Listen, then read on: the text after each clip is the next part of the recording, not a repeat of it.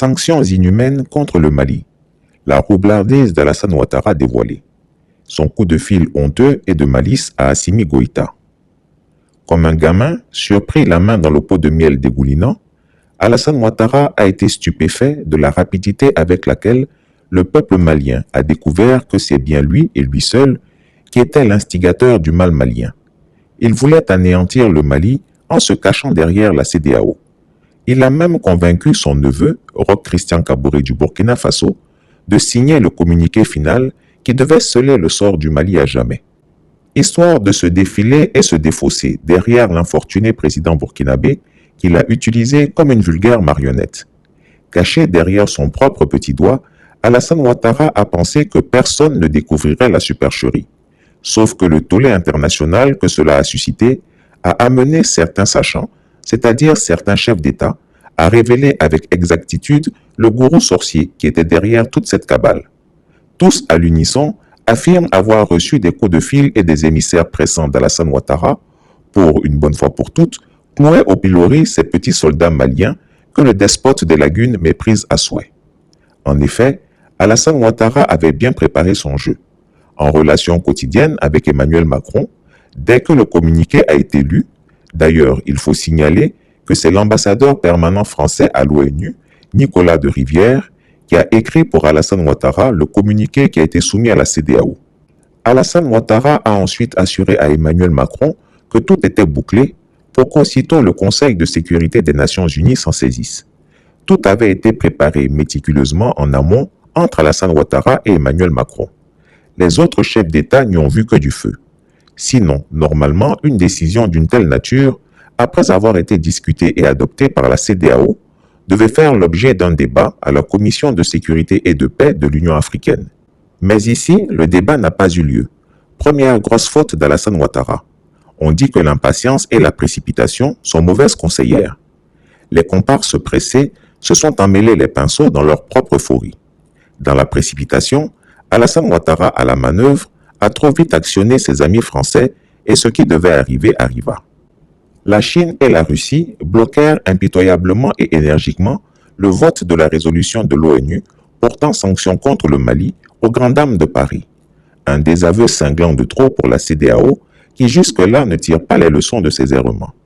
Chez nous en Côte d'Ivoire, on dit trop pressé arrive tard.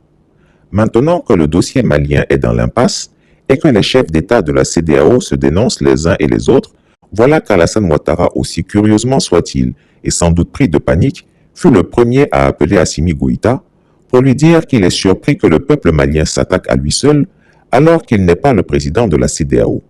Quel Judas incarné! De plus, il a soutenu qu'il a plutôt défendu la cause malienne, mais comme on le sait proche de ce pays, il fallait qu'il joue au faux radical pour se donner le moyen de calmer les autres chefs d'État. Vraiment, ce monsieur a oublié l'existence de la honte. Quelle explication abracadabrantesque d'un voleur de moutons qui, surpris en pleine nuit avec un coupe-coupe bien aiguisé, n'a d'autre explication que celle de dire que c'est le mouton qui lui a fait appel pour nouer amitié, alors qu'il ne faisait rien d'autre que d'emporter le mouton chez lui pour pendre la crémaillère. Quel farceur cet Alassane Ouattara! Après avoir joué les Django à la réunion de la CEDEAO et amené les chefs d'État dans une voie sans issue, voilà qu'Alassane Ouattara, dans le dos de ceux-ci, téléphone au colonel Assimi Goïta pour tenter piteusement de se dédouaner. Voilà la face hideuse de l'homme. Quel bonimenteur sans foi ni loi. Supposons que l'ONU ait adopté à l'unanimité la résolution portant sanctions contre le Mali le 11 janvier 2022 à New York. Est-ce qu'Alassane Ouattara allait appeler Assimi Goïta? Non. Il aurait bombé sa poitrine et montré à ses pairs chefs d'État qu'il est un as de la diplomatie. Il se serait vanté d'avoir botté le cul aux Maliens. Mais voyant que son embargo criminel contre le Mali tourne au fiasco, le sorcier tente un repli tactique. Le protocole sur la bonne gouvernance et la démocratie que le Mali a souscrit en même temps que nous dans le cadre de la CEDEAO, qui prévoit que lorsqu'il y a un coup d'État, on prenne un certain nombre de mesures qui consistent notamment dans l'exclusion de ces pays des instances de la CEDEAO. C'est ça que nous avons demandé au sommet que nous avons tenu à Accra. Et nous n'avons pas été d'accord avec ceux des chefs d'État qui pensaient que non, bon, c'est pas bien, on ferme les yeux. Nous avons dit, mais nous sommes partisans de l'état de droit. L'état de droit prévoit quelque chose de très précis. Ici, il s'agit de l'appliquer. Les mesures de fermeture de frontières et tout le reste, Monsieur le Président, ça n'existe pas dans le traité de la CEDEAO. Chris Yapi espère que le président de la transition, Assimi Goïta, ne sera pas naïf pour tomber de nouveau dans le piège à souris que l'odieux Alassane Ouattara lui tend. Il n'y a pas d'autre solution pour le Mali que d'être unis et de faire une alliance avec l'Algérie, la Mauritanie et le Nigeria. Renégocier les termes de la transition et avancer dans la lutte contre le terrorisme afin de rendre le Mali indépendant. Quand quelqu'un a voulu te tuer en plein jour, mais t'as raté, ce n'est pas la nuit que tu lui feras confiance. Peuple du Mali, sachez-le, Alassane Ouattara aime le Mali comme le chat aime la souris. À bon entendeur, salut. Jamil Bitar, bonjour. Bonjour. Comment réagissez-vous aux sanctions décidées par la CEDEAO contre le régime de transition qui vous gouverne ? Bon, nous avons appris avec regret et amertume les sanctions de l'UEMOA et de la CEDEAO contre notre pays, le Mali. Pour moi, cela constitue en soi certainement un complot mûrement réfléchi à l'endroit de notre pays. Quand vous dites complot, ça veut dire qu'il y a plusieurs pays qui sont derrière, c'est ça ? Oui, je vais indexer la France parce que je me souviens encore que la ministre française de la Défense avait déclaré en ces termes que la France utilisera tous les moyens, y compris l'aide de la CEDEAO, parce que l'échec cuisant de la France sur le territoire malien en témoigne le retrait des forces françaises et aujourd'hui le fait qu'il y a une agitation, sinon une irritation au niveau international de la présence de forces russes en République du Mali.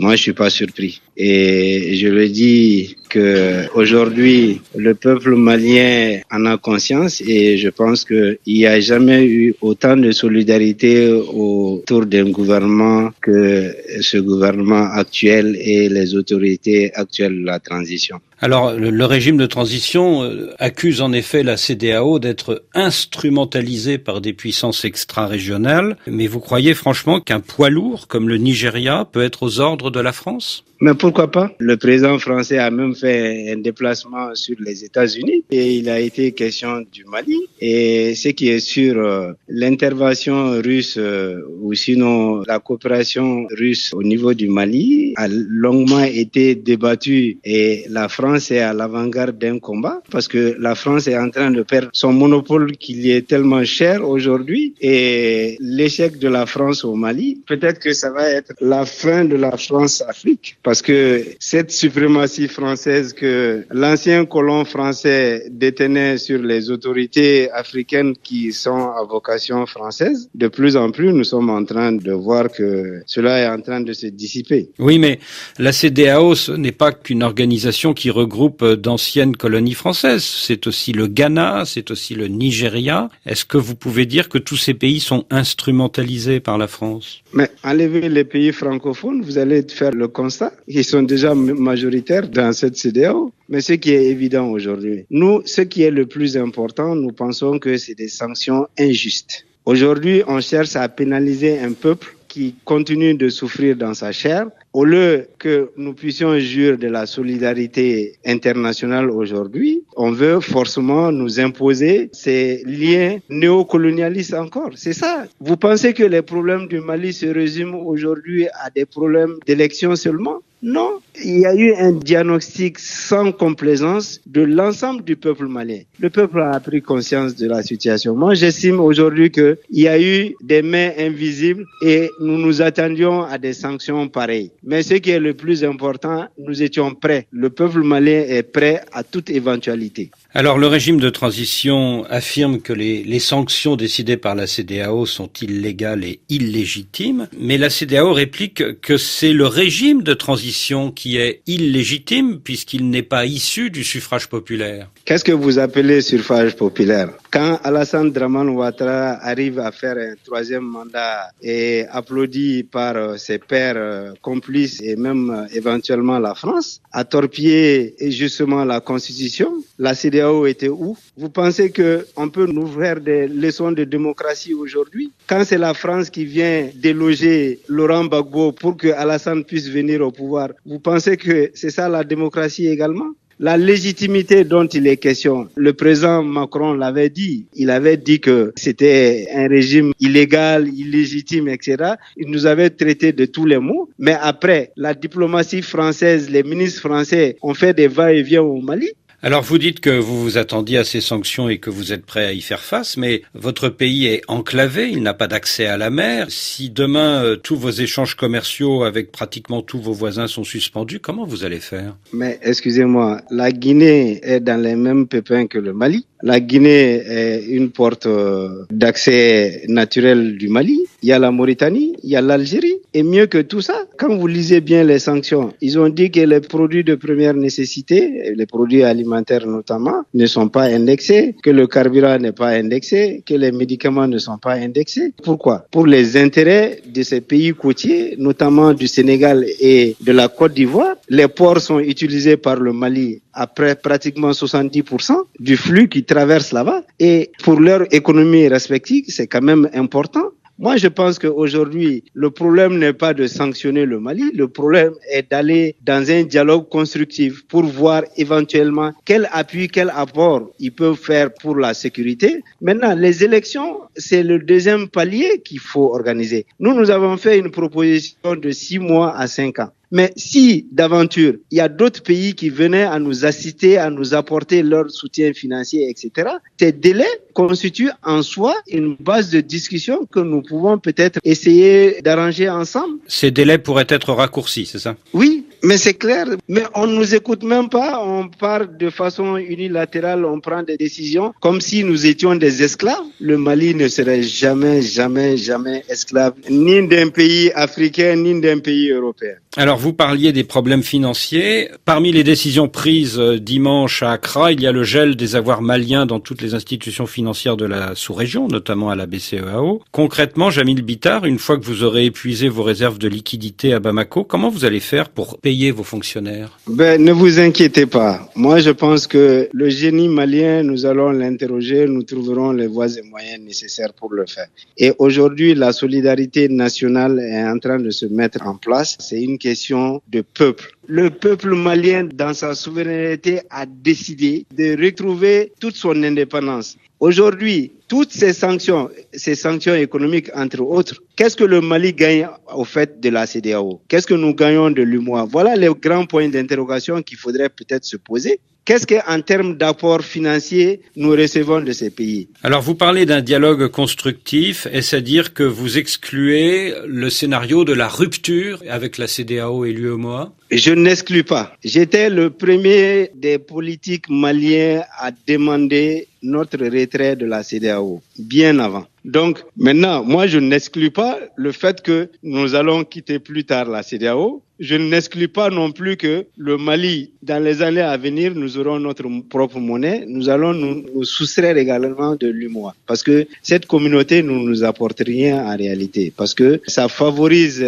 d'autres États, mais pas le nôtre. Comme vous l'avez dit dans vos propos, nous ne pouvons pas compétir avec le Nigeria. Nous produisons quoi pour aller vendre au Nigeria? C'est ça le plus important. Et ils sont en train de déverser leurs produits sur nos marchés. La CEDEAO vous demande d'élaborer un calendrier acceptable. Est-ce que vous êtes ouvert à cette proposition ou pas? Mais c'est la CEDEAO qui vient de fermer la porte. Maintenant, pour les discussions, ce n'est plus qu'on va nous dicter il faut faire ça obligatoirement. C'est selon nos besoins aujourd'hui que les discussions doivent aller. Ceux qui veulent nous aider dans ce sens, tant mieux. Mais franchement, Jamil Bitar, en proposant la prolongation de la transition militaire pendant 5 ans supplémentaires, est-ce que le régime n'a pas poussé le bouchon un peu loin? Non, on a dit que c'était une base de discussion. On a dit de voir entre 6 mois et 5 ans. Maintenant, j'ai dit que si nous avions des possibilités de réduction de ce délai, tant mieux. Si on peut le faire en 6 mois, tant mieux. Si on peut le faire en 1 an, tant mieux. Aujourd'hui, on veut nous donner des leçons de démocratie. Donc une médiation est possible, peut-être par l'intermédiaire de l'Union africaine ou de l'ONU? Oui, une médiation est possible. Nous ne sommes pas fermés, nous ne sommes pas un peuple fermé. Mais nous disons non au dictat. Nous sommes un peuple fier et un peuple digne. Jamil Bitar, merci.